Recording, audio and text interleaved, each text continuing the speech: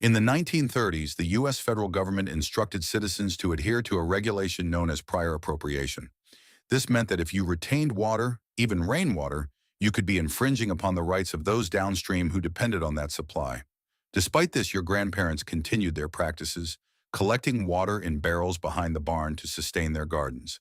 Consequently, those gardens remained vibrant and green throughout the year, even during the most severe droughts. These unconventional gardening methods actually enriched the soil, boosted harvests, and eliminated the necessity for chemical additives. Modern science has since validated these techniques, yet your grandparents were already implementing them a century ago. Tip number 4 is a legendary strategy in American gardening history that eradicated pests for a mere $2.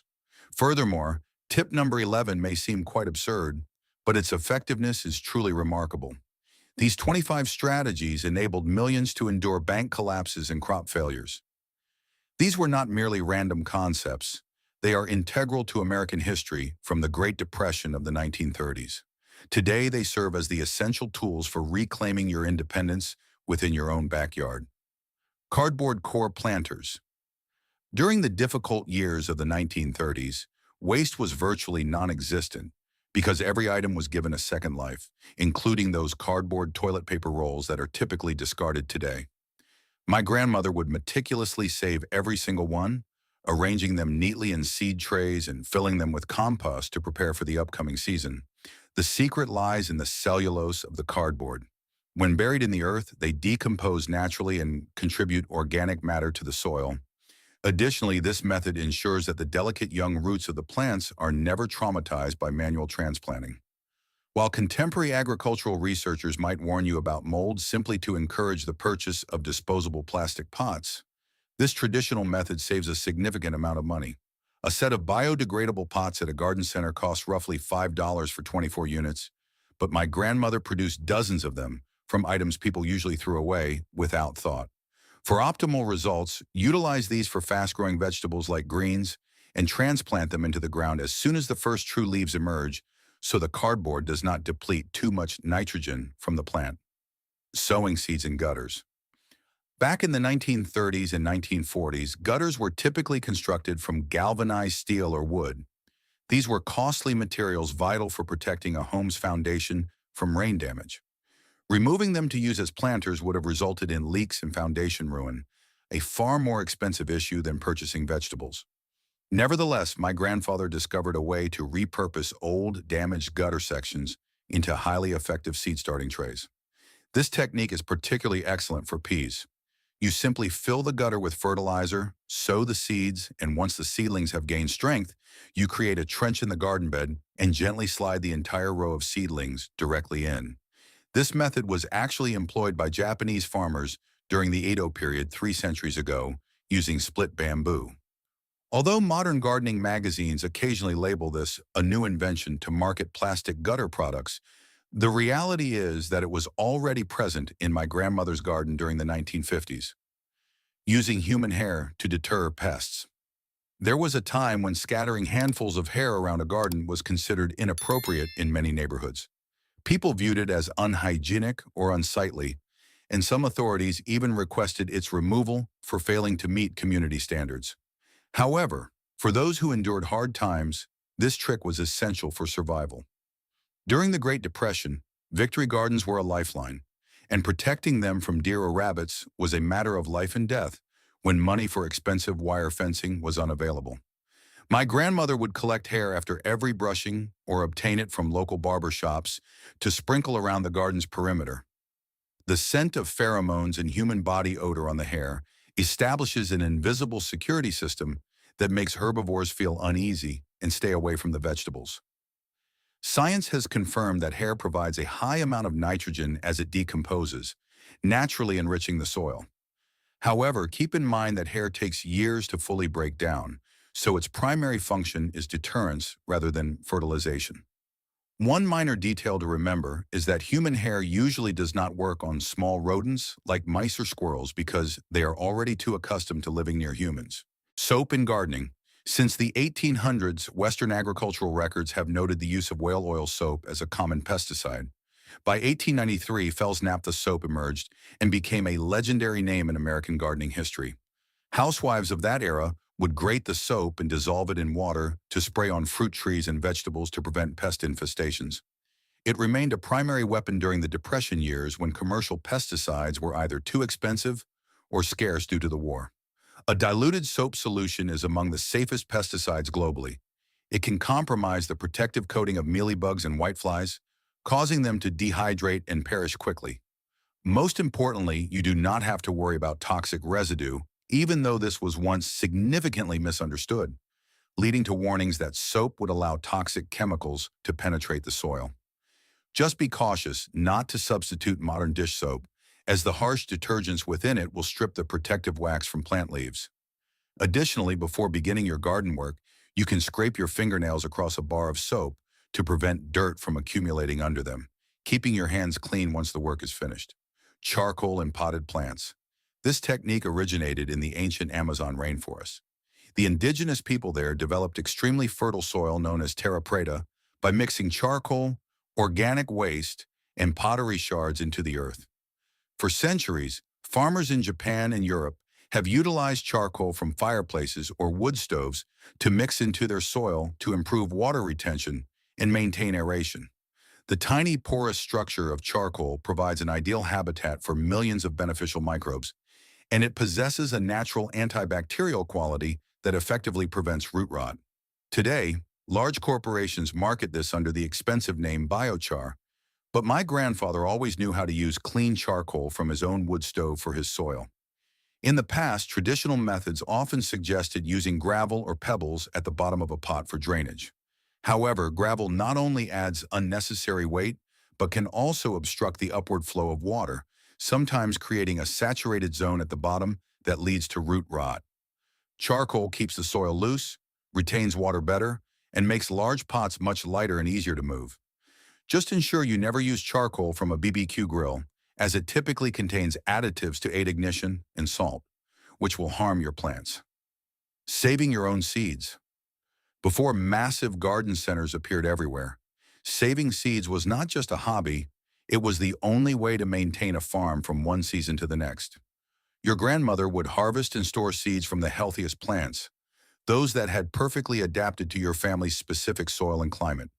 However, a significant turning point occurred in 1970 when companies began patenting seeds and promoting the use of F1 hybrid seeds. These seeds produce a beautiful first crop, but their offspring will not grow the same way the following year, forcing you to return and purchase new ones every spring.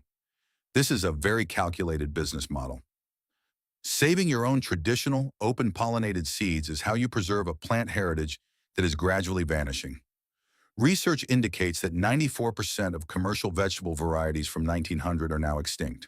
Heirloom seed libraries today are working diligently to keep these old varieties alive because they represent our last line of defense against total dependence on seed corporations. Collecting rainwater for the garden. The narrative of rainwater collection is the ultimate proof of how rigid regulations can interfere with personal independence.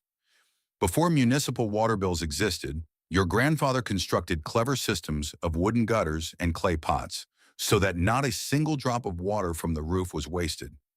With just a small amount of rain on a roof area of less than 1,000 square feet, you can collect over 600 gallons of clean water for free. One productive rainy season is sufficient to store water for use until September. The secret lies in the first flush diverter, a simple pipe section that discards the initial dirty water before clean water enters the tank. Grandpa built everything himself from bent tin, but today, you only need about $2 worth of PVC pipe. There was a time when states like Colorado or Utah restricted or banned this due to water rights laws, but by 2016, Colorado legalized it again for up to 110 gallons, and Utah followed. Today, many scientists acknowledge that decentralized rainwater collection is not dangerous as previously warned. On the contrary, it helps mitigate flooding and slows groundwater depletion. Some reviews even indicate that past government decisions were incorrect. As regulations slowly ease, people are realizing a household can reduce outdoor watering by 40% simply by using rainwater. Your grandfather did not need statistics. He just looked at his full water tank in the middle of a dry August and smiled. Killing weeds with vinegar or chlorine. This is a hazardous and illegal practice in many regions. Chlorine is a toxic chemical. When it penetrates the ground, it destroys soil life and contaminates groundwater. Pouring cleaning chemicals directly into the environment is considered pollution. However, back when using chemicals to kill weeds was more difficult than deciding what to have for dinner, your grandparents viewed it differently. They would select the hottest, sunniest days to act, spraying vinegar directly onto weed leaves. The acidic acid in the vinegar, combined with solar heat, would immediately compromise the cell structure, dehydrating and boiling the weed roots within hours. For stubborn concrete walkways, a small amount of diluted chlorine also worked to eliminate weeds at the root, keeping the area clean without high costs. Nevertheless, this technique requires absolute caution because chlorine is a potent chemical that can kill microbes and poison groundwater if misused. You should only apply this trick to non-growing areas like walkways and always remember to dilute chlorine to a safe ratio to avoid damaging the pH balance of the surrounding soil. Growing food in the front yard. In the 1940s, front lawns were repurposed for the Victory Garden campaign. Rows of cabbage and carrots replaced rose bushes and no one complained. The south-facing strip of land between the front door and the sidewalk receives the most sunlight, and you can use that space to grow various leafy greens, herbs, and climbing beans to supply your kitchen from May to October. By the 1970s, growing food in the front yard became almost taboo. Neighbors complained, and some city councils issued warnings about unsightly gardens. In certain suburban areas of England, restrictions on new housing specifically prohibited planting fruit trees in the front yard. Apparently, being productive was seen as lowering property values. Even so, the incredible edible movement over the last 15 years has demonstrated that a public food garden not only provides abundant greens and herbs, but also fosters strong community ties. Breaking down these outdated ideas about aesthetics to utilize sunny land is a vital step toward urban or suburban self-sufficiency. Bean supports from Christmas trees. Our grandparents never allowed a post-season Christmas tree to simply sit on the curb. They repurposed it in a very intelligent manner. Grandma would carefully use pruning shears to trim the branches. Small branches were tied together with twine into a sturdy cone shape to create supports for rows of peas, a structure that could endure through 3 consecutive summers. Larger branches were used as garden bed borders, and the trunk was sawed into rounds for walkways. Even the pine needles were gathered to mulch the base of acid-loving plants like blueberries, helping to retain moisture and improve the soil naturally. For a time, the government issued strict warnings and even bans on storing dry pine trees in yards due to fire hazard concerns. Waste management companies also preferred that you discard them, so they could charge a fee instead of allowing reuse. However, according to EPA figures from 2024, up to 33 million Christmas trees are discarded annually in the U.S., and less than 10% are composted.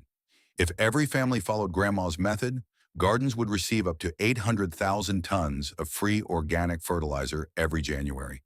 The only precaution is to break branches into small pieces if they are too dry for mulch, and avoid creating high fences if your area is prone to fires from cigarette butts or grills. Training deep roots for tomatoes. This farming system was a secret utilized by farmers in the arid regions of the American West since the 19th century, where water was always a luxury. Instead of wasting water daily, they employed a technique that might seem harsh but is incredibly effective. Stop watering completely for the first 7 days after transplanting the young tomato plant into the ground. It sounds somewhat absurd and extreme, but this intentional neglect compels the roots to grow deep into the soil layers to find natural moisture, establishing a sturdy and powerful root system. Irrigation companies always want you to install automatic systems that run daily so the plants remain dependent on them. But the truth is, a deep, root-trained tomato plant can withstand intense heat waves or long dry spells without you needing to water it every day. Not only does it save 30% to 50% on water, but this technique also concentrates the flavor of the tomatoes, making them more delicious because the plant isn't forced to consume too much water. To support this technique, use a layer of straw or hay around the base. This mulch helps retain moisture in the deep soil, prevents evaporation, and keeps the soil cool, providing the tomato plant with the perfect growth environment. Cleaning rusty tools with vinegar. White vinegar has existed for about 5,000 years since ancient Babylonian times. Throughout human history, vinegar has been more than just a seasoning. It has been the most versatile cleaning agent in every household. White vinegar contains approximately 5% acetic acid. When you soak a rusty tool in vinegar, the acetic acid undergoes a chemical reaction with the iron oxide layer. This process softens the rust, causing it to detach from the original metal surface. After soaking, typically for 12 to 24 hours, you simply need to use a stiff brush for a light scrub, and the rust will wash away completely, revealing the shiny metal beneath. Many people often discard rusty items, thinking they are beyond saving and that buying a new one is easier than repairing it. But with just one inexpensive bottle of white vinegar, you can save a lot of money on new tools. Whether in difficult times or the modern era, throwing away what can still be salvaged is never a good idea. One important note is that after drying the tool completely, you should immediately apply a thin layer of oil to the bare metal surface to create a barrier against the air, preventing oxidation from returning immediately. Fertilizer tea from soaked weeds. Your grandmother never spent money on plant food at the store because she knew how to transform weeds, usually seen as trash, into a precious source of nutrition. Nettles or weeds that absorb nitrogen and potassium from deep underground were stuffed into a bucket of rainwater and left to ferment in a corner of the garden for about 2 weeks. The result is a dark brown, thick liquid with a very distinct odor. Researchers at Coventry University have proven this contains as much nitrogen as expensive commercial fertilizer brands. Although this fermentation process often causes neighbors to complain and city councils to sometimes request its cessation due to the unpleasant scent, it is the smartest way to return to the soil what belongs to the soil. When you use it, just dilute 1 part tea with 10 parts clean water to create a wonderful liquid fertilizer for leafy greens. This is the secret to maintaining a green garden without spending a penny while maximizing every available natural resource. Missouri Women's Gardens. During the darkest years of the Great Depression, when Missouri men had to leave home to find work in large cities, the women became the sole pillars holding on to their homelands. They maintained self-sufficient gardens that were larger than usual, combining a variety of vegetables with small-scale livestock, so their families would never be completely dependent on government relief. Roosevelt's U.S. government at the time also employed a tactic of helping people help themselves by distributing seeds and tools instead of just cash. The Missouri Women's Gardens were not just a source of food, but became a symbol of strength and self-reliance during the crisis. They created powerful social support networks, sharing seeds, pest control methods, and even their economic concerns. These quiet efforts contributed significantly to the national vegetable output and restored faith in every family's ability to be self-sufficient. Using gray water. Your grandmother watered the garden with dishwater and thought that was perfectly normal. In arid regions like Jordan, Israel, and North African countries, gray water has been used since ancient times. During the dry summers of 1976 and 1959, it was this gray water that helped all American community gardens survive. Pouring gray water down the drain is a massive waste when a household can generate up to 100 liters of reusable water daily, plenty to maintain a small vegetable garden without touching the expensive municipal clean water supply. Although modern health agencies often worry about the risk of E. coli and usually prohibit watering leafy greens directly with gray water, using biodegradable soap has resolved most of this issue. The Australian government even once encouraged grey water diversion systems, issuing detailed regulations on soap and water filtration, especially after the millennium drought that lasted from the late 1990s to 2010. Today, as water prices continue to rise, learning how to reuse this water for fruit trees or flowers is a smart move to save money and protect water resources. Protecting from frost with old plastic jugs. Whenever news arrived that a cold snap was approaching, instead of panicking like many modern gardeners, my grandmother would quietly collect large plastic milk jugs. By cutting off the bottom and placing them over each seedling, she created a perfect mini greenhouse system to protect the young sprouts from frost crystals. The plastic shell acts to retain heat and maintain steady moisture, preventing cold winds from directly damaging the plant leaves while ensuring the interior isn't too stuffy. This solution costs nothing but provides absolute protection, far better than using large tarps that can break branches or cause rot. Although using plastic in the garden was once warned to leak chemicals into the soil, You just need to be careful not to use jugs with too many labels. When the sun rises in the morning and the air warms up, just gently lift these protective boxes off so the plants can breathe and photosynthesize. Putting rocks around plants to keep them warm. Whenever the weather turned cold, my grandmother had a meticulous habit of walking through the garden and arranging medium-sized rocks around the base of the most sensitive plants. This wasn't just for decoration, it was an application of the thermal mass principle. Rocks absorb and store energy from the sun all day, then slowly release that heat into the soil around the roots when night falls. This process creates a microclimate that is a few degrees warmer than the surrounding environment, protecting the root system from the shock of sudden temperature drops.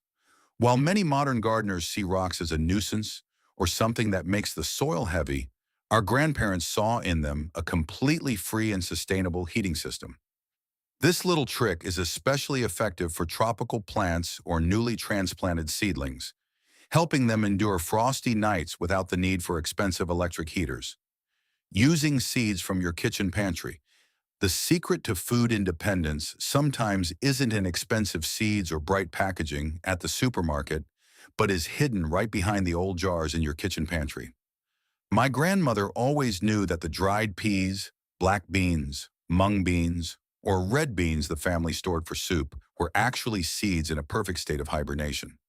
Instead of spending $2 to $5 for a packet of seeds with only a few dozen seeds from big corporations, you can have thousands of seeds for just a few cents. Grandma's secret was to always soak the dried beans in water for about an hour before sowing to wake up the embryo and help the germination process happen twice as fast.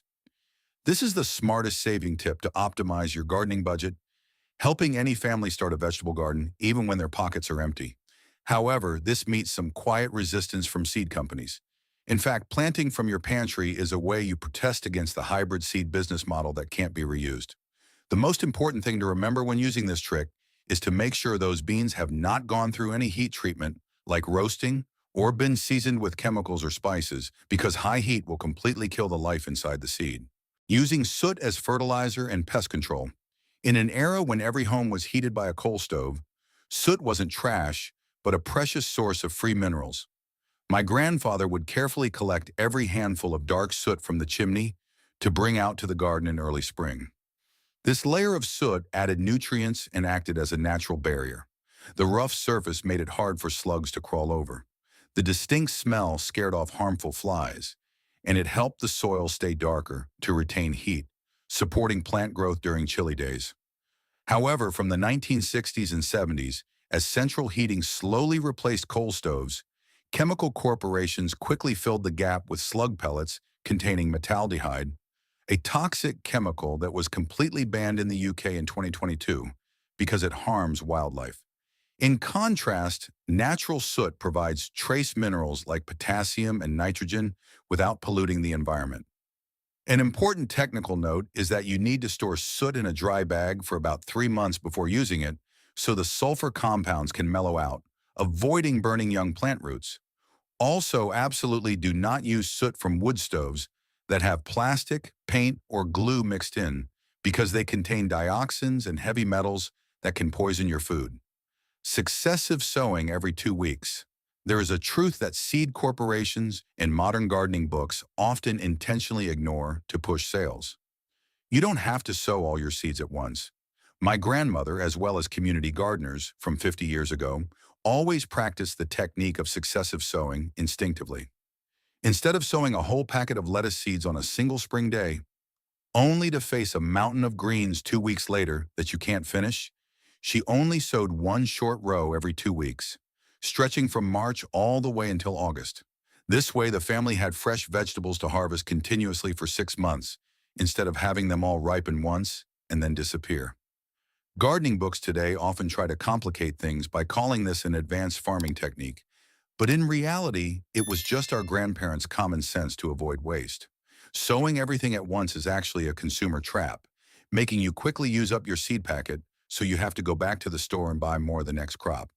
With just one single packet of seeds, if you know how to break up the timing, you can provide enough greens for the whole family from May all the way until October. Just remember to note the sowing schedule on homemade labels so you don't miss the rhythm of the garden's growth. soaking seeds in Epsom salt water. In the world of the older generation of gardeners, Epsom salt wasn't just for bathing, but was also a magical energy drink for young sprouts. Before sowing, Grandma always gave her precious seeds a soak in essential nutrients. The secret is in the formula: 1 tablespoon of Epsom salt dissolved in 1 gallon of warm water.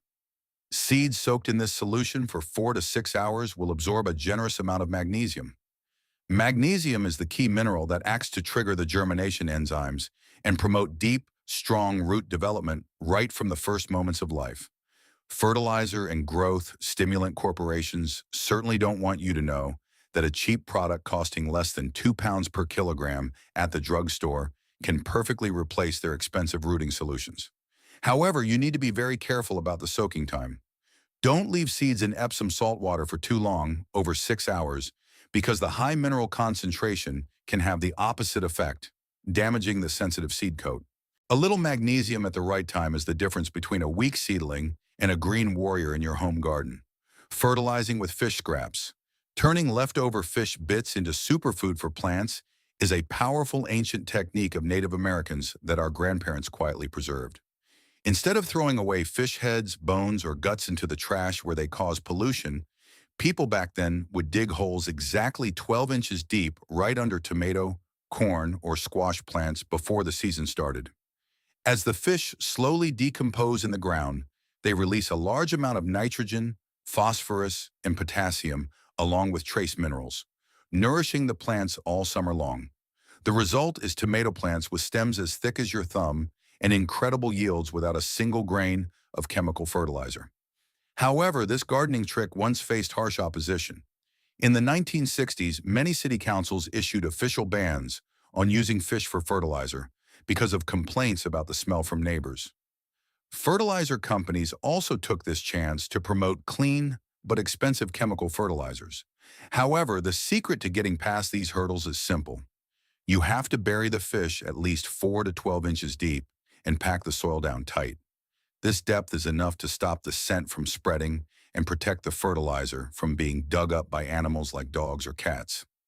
Plate and bowl system for seed starting. Many amateur gardeners often make the mistake of soaking seeds directly submerged in water, hoping they will germinate faster. In reality, this often causes the seeds to suffer from a severe lack of oxygen and quickly rot due to bacteria. To fix this, my grandmother created a delicate seed starting system using a bowl and a small plate. A little water is poured into the bowl as a base, and on top sits a plate holding the seeds wrapped in a thin, damp cloth. The plate is placed carefully so it sits right near the surface of the water, but is never completely submerged. Steam rising from the bowl is caught by the plate and the cloth, creating a microclimate with consistent, gentle humidity that is always airy around the seeds all day long. This technique ensures the seeds always get the water they need to trigger growth without ever facing the risk of getting waterlogged. With just an old bowl and plate, you have a germination lab more effective than any modern equipment. Free plant labels. In the memories of post-war children, collecting old yogurt or ice cream containers from neighbors wasn't just a game, but preparation for grandma's new season. Instead of spending money on flimsy plastic labels that crack easily at garden centers, people back then turned plastic waste into very durable garden management tools. Grandma would meticulously cut the white plastic containers into strips about half an inch to an inch wide, creating hundreds of completely free plant labels. These plastic strips are not only tough against the weather, but are also completely waterproof, keeping information about the plant variety clear from sowing until harvest. This reuse is actually a small act of rebellion against the consumer culture and the explosion of single-use plastic that manufacturing corporations always push. Instead of throwing them in the recycling bin, where in reality most plastic still doesn't get processed, you are directly extending their life for many more years in your garden. To get the best results, Grandma always recommended using a permanent marker to write the plant name and sowing date on the white side of the label. These labels can last through 5 or 6 seasons without fading or rotting under the hot sun. These gardening tips from the Great Depression are more than just techniques. They are symbols of complete independence from modern dependent systems. In this garden, nothing is trash, It's just something that hasn't found its place yet. If these memories of your grandparents' garden warm your heart, please hit like and subscribe to join us on this journey of discovering forgotten heritage stories. And what about you? What gardening tip from your grandparents are you still using in your garden? Please share your precious stories and experiences in the comments so we can all learn together. If these stories have changed the way you look at the weeds in your yard or the waste in your kitchen, please subscribe and like the channel. We are excavating the history they tried to bury. Plant the future. The next treasure will be open soon.